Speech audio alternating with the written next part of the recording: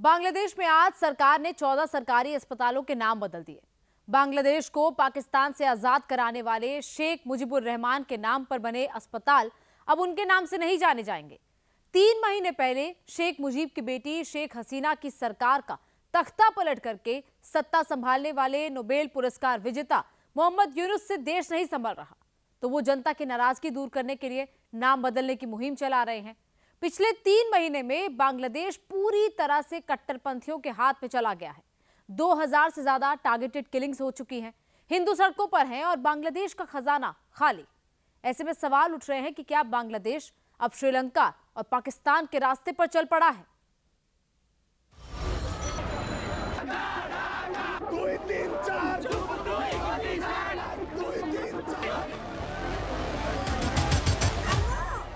आबादी के लिहाज से दुनिया का 8वां सबसे बड़ा मुल्क बांग्लादेश इस वक्त मुसीबतों के मुहाने पर खड़ा है। एक वक्त में साउथ एशिया का राइजिंग एशियन टाइगर कहे जाने वाले बांग्लादेश के हालात बेहद विस्फोटक हो गए हैं।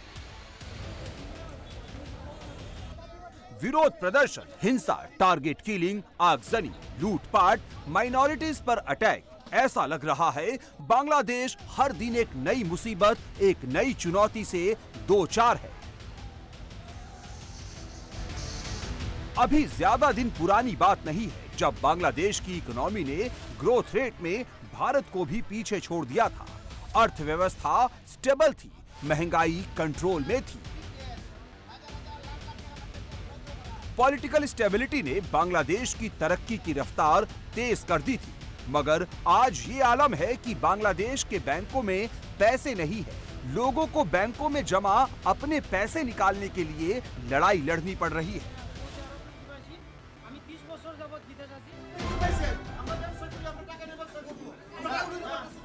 इकोनॉमी की हालत पतली है और बांग्लादेश के पॉलिटिकल हालात भी विस्फोटक हो गए हैं। 5 अगस्त को पूर्व प्रधानमंत्री शेख हसीना के सत्ता से हटने के बाद से बांग्लादेश के शहर शहर में प्रोटेस्ट हो रहे हैं। देश की हर छोटी बड़ी पार्टी प्रोटेस्ट कर रही है, कोई खुश नहीं है।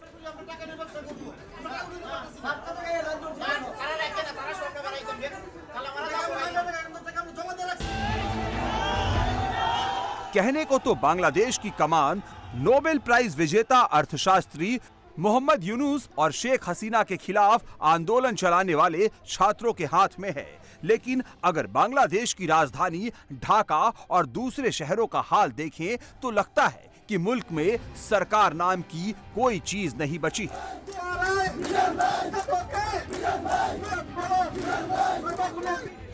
बांग्लादेश में इस वक्त हर फर्द प्रोटेस्ट में मुब्तिला है।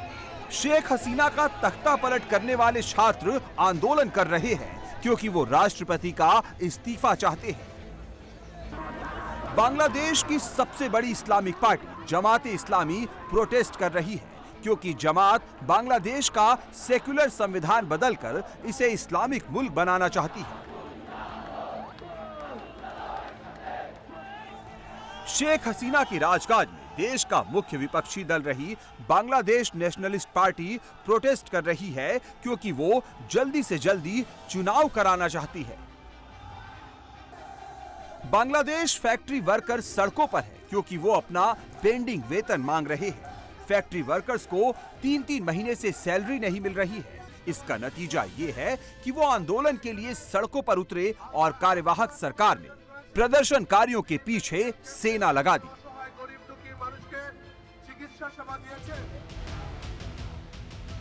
बांग्लादेश के माइनॉरिटीज भी सड़कों पर हैं क्योंकि वो अपने लिए सुरक्षा चाहते हैं। 5 अगस्त को शेख हसीना की सरकार जाने के बाद से बांग्लादेश में हिंदू, बौद्ध और ईसाई 91% मेजॉरिटी वाले बांग्लादेश के कट्टरपंथी मुसलमानों के निशाने पर हैं। हम अपना अस्तित्व बचाने की लड़ाई लड़ने के लिए आगे आए हैं। हम अपनी आगे की पीढ़ी के बेहतर भविष्य के लिए घर से बाहर निकले हैं। हम सनातनी लोगों को कोई डर नहीं है।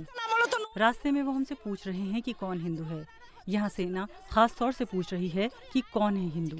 यहाँ कौन कौन हिंदू है। सेना यहाँ हमसे पूछ रही है कि तुम गैर मुस्लिम हो या मुस्लिम और क्यों यहाँ आए हो।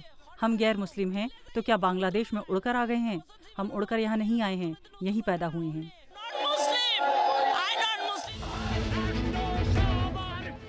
बांग्लादेश की राजधानी ढाका, दूसरे सबसे बड़े शहर चट्टोग्राम के अलावा खुलना, राजशाही, बारिसाल में 30,000 से ज्यादा हिंदू सड़कों पर उतरे। उन्होंने बांग्लादेश में बढ़ते इस्लामिक कट्टरपंथ के खिलाफ आवाज उठाई और कहा कि पिछले 3 महीने से बांग्लादेश में जो अराजकता फैली है उस पर काबू पाने की जरूरत है।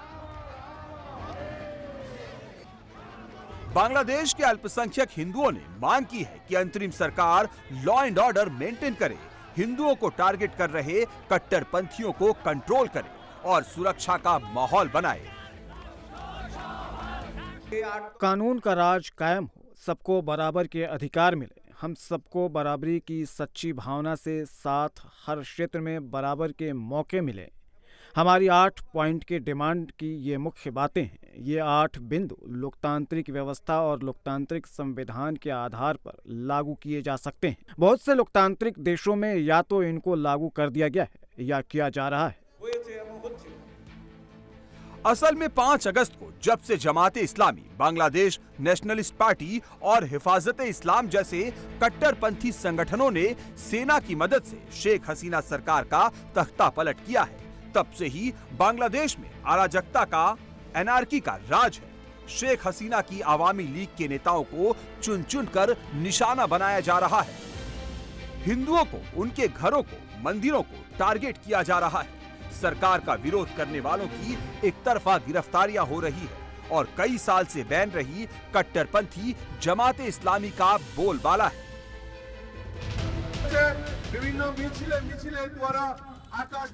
हिफाजते इस्लाम और जमाते इस्लामी के हौसले इतने बुलंद हैं कि वो लगातार हिंदू मंदिरों पर हमले कर रहे हैं, हिंदू बस्तियों को निशाना बना रहे हैं। दुर्गा पूजा के दौरान मूर्तियां तोड़ी गई, पूजा पंडाल लगाने की परमिशन के बदले पैसे मांगे गए और अब तो हालात ये हैं कि हिंदू संगठनों के कल्चरल प्रोग्राम्स तक निशाने पर हैं। ढाका में जमात के वर्कर्स ने एक प्ले, एक नाटक का मंचन रोक दिया।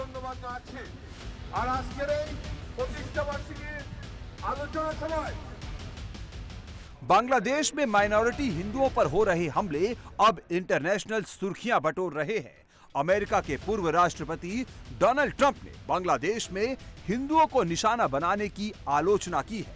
ट्रंप ने राष्ट्रपति बनने पर बांग्लादेश में हिंदुओं पर अटैक करने वालों के खिलाफ कार्रवाई करने की बात कही है। यूनाइटेड नेशंस के human rights chief Volker Turk ने बांग्लादेश का दौरा किया, हिंसा के शिकार लोगों को तुरंत इंसाफ दिलाने की मांग की। प्रदर्शनकारियों और अन्य लोगों के खिलाफ बर्बर हिंसा को लेकर इंसाफ होना चाहिए, खास तौर से बच्चों को जो मारे गए या जख्मी हुए। इस बार सुधार ऐसे होने चाहिए जो स्थायी और टिकाऊ हो, ताकि पिछले 1 दशक की स्थितियां दोहराई न जाएं। हमारा फैक्ट फाइंडिंग मिशन बांग्लादेश में अल्पसंख्यकों पर हुए हमलों की जांच कर रहा है। जरूरी है कि अधिकारी ऐसी किसी भी घटना का तुरंत संज्ञान लें और ईमानदारी से जांच करके आरोपियों की जवाबदेही तय करें। इसी से अल्पसंख्यक समुदायों के बीच भरोसा कायम किया जा सकेगा।